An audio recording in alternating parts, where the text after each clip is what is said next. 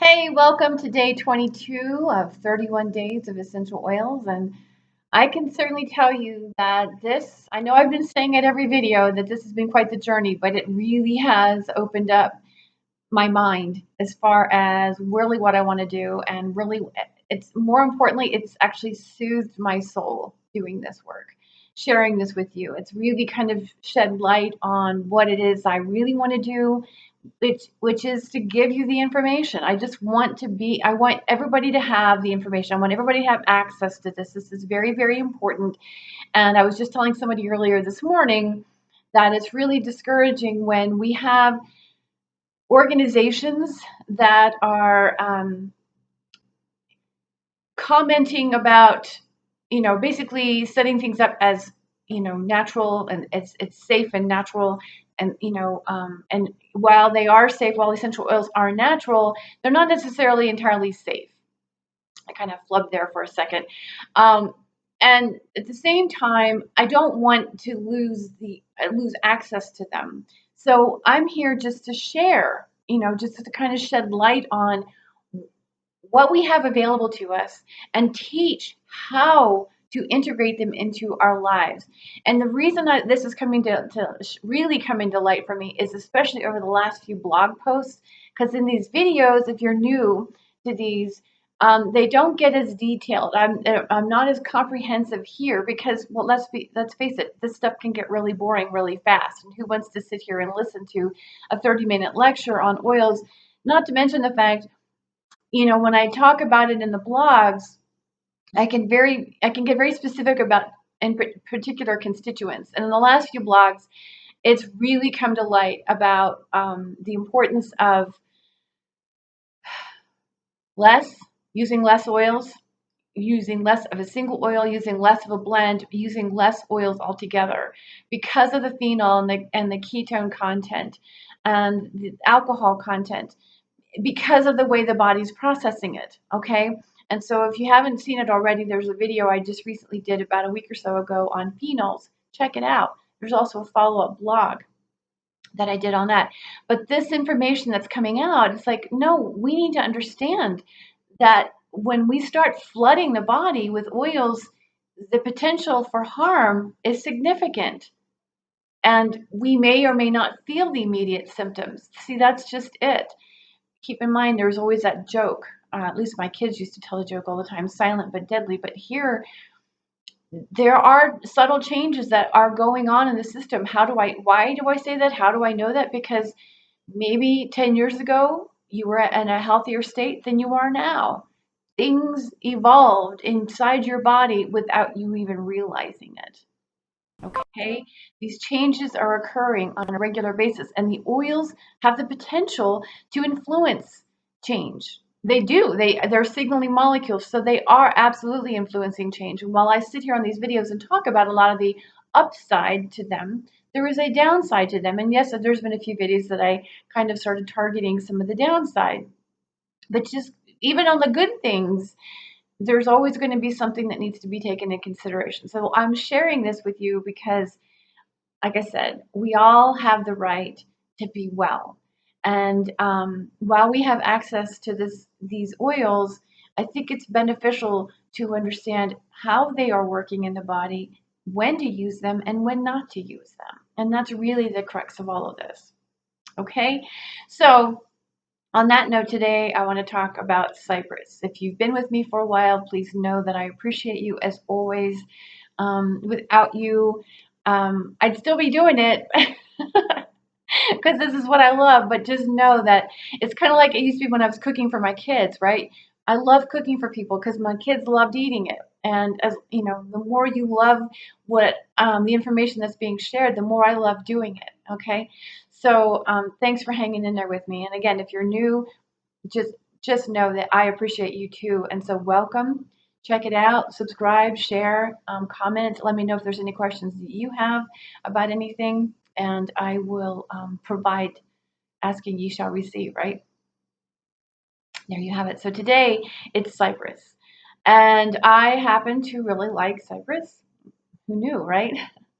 But the reason I like Cypress is because, for the most part, it is a beneficial oil for just about everybody. It's a comprehensive list of benefits that it has on the body. I have predominantly used it with varicose veins. Um, we just talked about yarrow a few days ago. So yarrow and cypress kind of do work well together, although cypress's influence on the body is far different than blue yarrow. Like I said, but I've used it for varicose veins. I've definitely used it for the circulation. It's got a great influence on the circulatory system, respiratory system, bedwetting, huge in bedwetting.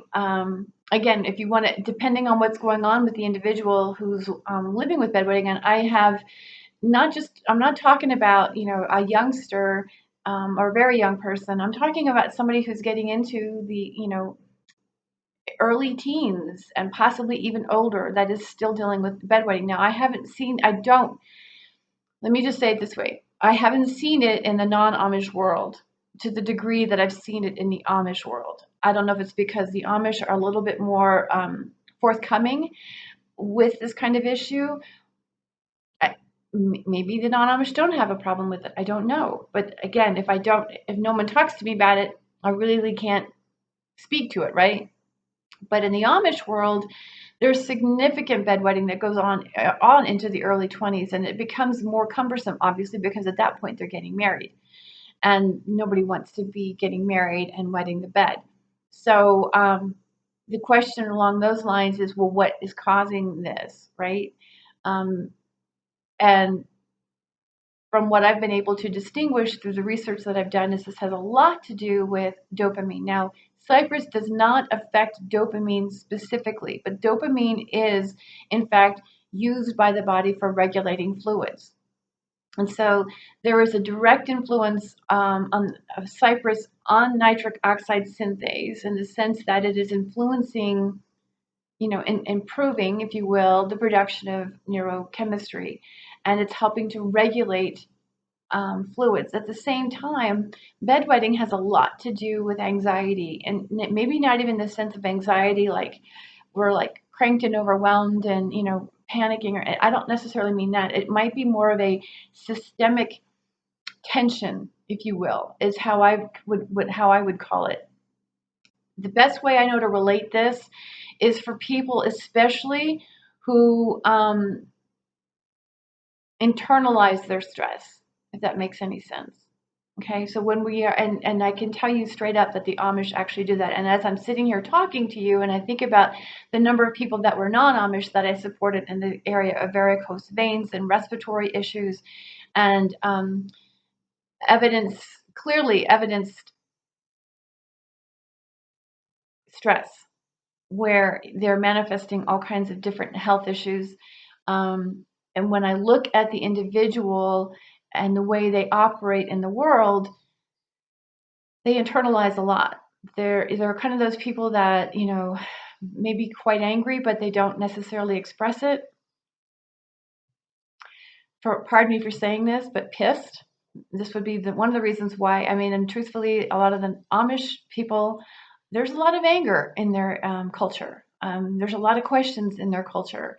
And I know that I'm generalizing, so please forgive me, but I'm just, when you don't have everybody sharing all of their personal mental and emotional details with you, it just leaves room for speculation through observation. And what I do know about the Amish, based on what they've shared with me, there's a lot of questioning of their religious beliefs compared to what they're seeing outside of their culture. There's, they question why people are sick. They question the violence in the world. There's a lot of questioning of God, okay? And so there's a lot of anger around that. There is a lot of repressed emotions. They are, if you are not familiar with them, not a very outwardly emotional people. At the same time, people that I've supported, like I said, with varicose veins, respiratory issues, a lot of just, high blood pressure issues. In the non-Amish world, in case I just didn't say that, they also are they withhold a lot. Because they were taught that it's not okay to express their emotions, that just keep it to yourself kind of a thing. Or they witnessed that it was it was unproductive, or there was potential, Lord knows what ramifications that would result if you expressed these emotions. And what do you do with it? You internalize it. This is why we talk about obesity and weight gain and people emotionally eating and stuffing their emotions, um, or feeding their emotions, or however we want to language that. But ultimately, what I'm seeing with a lot of these, I guess, these health issues that I'm talking about are directly related to the types of people that I'm talking about really kind of held on to a lot. They weren't, there wasn't a lot of outburst. There was a lot of just keeping it all inside, and that inner turmoil will upset the epigenome. That's just what it does. That's what we're wired to do. It's consistent stress, but the way it's manifesting is in such a way that there's a lot of emotions, and emotions are fluid, right? That's if you're looking at Chinese medicine, the they're linked to the fluidity of the body, the water of the body. And so we're talking about respiratory issues, which is a lot of congestion. We're talking about circulation issues, which is obviously fluid, right? So Cypress really makes a big difference when it comes to those sorts of issues. And like I said, I recognized with, I'm not saying that I coach anybody. I mean, I would love to be able, I do coach people, but would love to be able to tell people if we could learn how to express ourselves and find a healthy way to do so, these health conditions would actually subside quite a bit. So, like I said, I've used Cypress for, especially more specifically for people who have demonstrated this kind of silent type, and have produced um, circulatory issues, circulation issues, respiratory issues, and so forth. And as I mentioned, it doesn't have a direct effect on dopamine. It's more along the lines of the nitric oxide synthase, which is a major aspect to what happens with our digestion and our respiratory system and our cardiovascular system, as well as our mental health. And so that's a good thing about it. It's not, influencing any one particular chemical, but it is significantly supporting nitric oxide levels so that the body can begin to reduce the production of oxidative stress, which reduces inflammation. And Cypress is exceptional when it comes to inflammation. Um, so I'm going to leave it with that, and I'm going to have a little fun writing a blog. But just keep in mind that, the best recommendation I have is, we've been talking, I mean, before I close, let me just say we've been talking about the oils now for a while, and I, obviously talk about the individualized use of the oils. And so when I have in mind, people who are more explosive, so to speak, where there a lot of, the anger comes out, okay? That's where the copaiba comes in. When the anger doesn't come out, that's where the cypress comes in, is how I want to put that. So, and again, I'm not saying that it's only for that reason, okay? So if in fact you are checking out the properties and you realize that fluid issues, because keep in mind, blood pressure is a regulation of fluid. I want to say also another important component to the regulation of fluid, Raynaud's, if I said that correctly. Chilblains, these are circulation issues. Cypress is actually really good for those. Wow, I almost forgot that. I'm really glad I didn't close. But those would be a couple of other issues, but those are also circulation issues. And so those are related to the capillaries. It's a nerve. Okay, so it's a nerve regulation, which does involve nitric oxide synthase, because nitric oxide synthase is where, again, we are sending all of these neurotransmitters are used for nerve signaling. So chilblains and the Raynaud's are actually about the capillaries being able to fluctuate. And when that's not happening, Cypress will actually support that. And so when we have actually now manifested those health issues, it's important to kind of take a look at what's not being expressed. Okay, and again, Cypress isn't necessarily all for just people who don't express their emotions, but just check in with yourself. What aren't you expressing? What emotions would benefit, because ideally, even though the oils will help with symptom relief and ultimately systemic stability, it's how we are also thinking and emoting that improves the way the body responds. Okay, so I hope that helps. If you have any questions, by all means, let me know. And in the meantime, you guys have a beautiful day wherever you are. And tomorrow is day 23, and I'm not going to tell you what it is until then. See ya.